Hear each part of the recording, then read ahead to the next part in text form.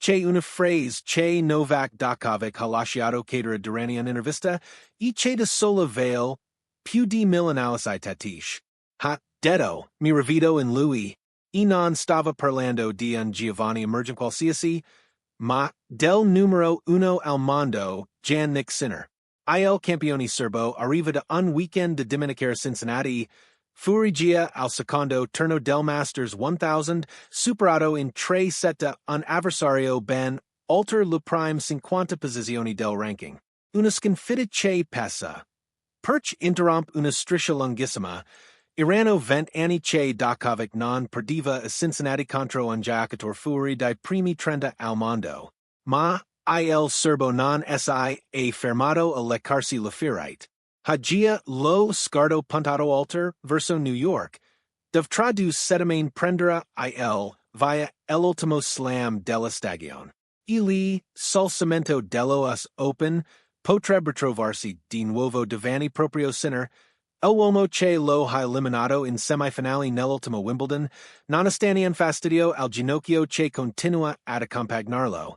Du strade diverse, du generazioni diverse. Eppure secondo Đokovic un destino sportivo che si assomiglia più di quanto si potrebbe immaginare. Nell'intervista concessa alla Gazzetta dello Sport, Illinois Fuerclass di Belgrado ha aperto uno squarcio raro sulla propria storia personale, tracciando un parallelo che va ben oltre il campo di tennis. Entrambi ha spiegato, arrivano dalla montagna. Lui dalla Serbia, Sinner dall'Alto Adige. Entrambi di ragazzini avevano scelto lo sai come primo sport prima ancora di impugnare una racchetta. Ed entrambi hanno dovuto lasciare la propria casa a soli 36 anni per inseguire un sogno che imponiva sacrifici enormi. Una scelta che, come ha raccontato lui stesso, li ha costretti a crescere in fretta, a diventare uomini quando erano ancora ragazzini, lontani dalla famiglia, dagli affetti quotidiani, dal piccolo certezze di un'infanzia normale. Non è un dettaglio biografico, messo lì per colorare l'intervista. Per Đokovic è la chiave che spiega tanto di quello che si vede oggi in campo. Per secondo lui, quell'esperienza sugli sai non è rimasta chiusa nel passato. Si è trasformata in qualcosa che ancora oggi si nota nel modo di giocare a tennis. Ha parlato di elasticità, di movimenti fluidi, della capacità di scivolare su ogni tipo di superficie come essi il campo fosse un pendio da affrontare con equilibrio perfetto.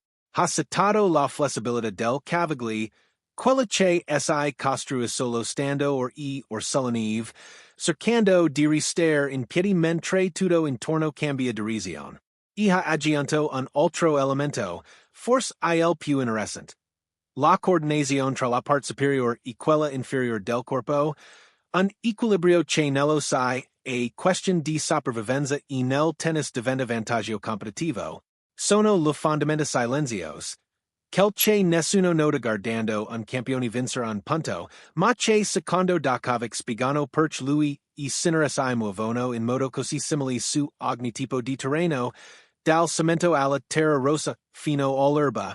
Ma le somiglianze ha proseguito il serbo, non si fermano al passato o al fisico. Toccano anche qualcosa di più profondo, qualcosa che riguarda direttamente il modo di stare in campo, di leggere un punto, di costruire uno scambio.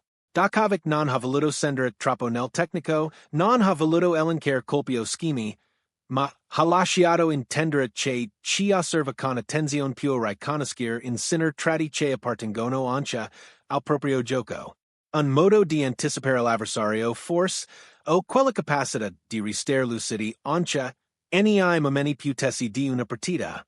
Dettagli che uniscono du carriere nata distanza di anni, in due angoli diversi di Europa, ma cresciut sulla stessa idea di disciplina e sacrificio.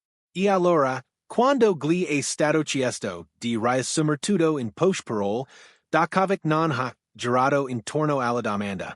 Ha risposto in modo diretto, sì mi rivedo in lui. Una frase semplice, ma che arriva da uno degli sportivi più vincenti della storia del tennis, e che per questo pesa.